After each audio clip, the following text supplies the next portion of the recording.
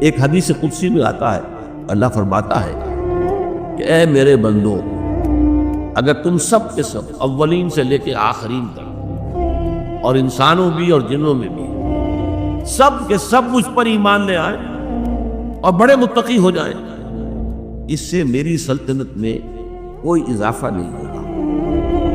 اور اگر تم سب کے سب ابو جہل بن جاؤ، وہ تم شیطان بن جاؤ، سب کے سب، اولکم وآخرکم وانسکم وجنکم، تب بھی میرے کارخانہ قدرت کے اندر کوئی کمی نہیں آئے گی۔ لہذا جو کچھ کر رہا ہے وہ در حقیقت اپنے لیے کمائی کر رہا ہے، لہا ما کسبت وعلیہا ما اکتسبت، جو کر رہا ہے خیر کما رہا ہے تو اپنے لیے، شر کما رہا ہے تو اپنے لیے۔ تو اگر جہاد کر رہے ہو اور اللہ نے تمہیں اس کی توفیق دی ہے تو جان لو کہ تم اپنے بھلے کے لیے کر رہے ہیں۔ اللہ کا شکر ادا کرو کہ اس نے تمہیں چن لیا، جیسے سورہ حج کے آخر میں ہم پڑھ چکے ہیں، هو اجتباکم جاہدوا فی اللہ حق جہادہ، هو اجتباکم، اللہ کی راہ میں جہاد کرو جیسا کہ جہاد کا حق ہے۔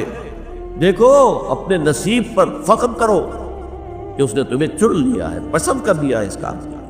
You have been selected۔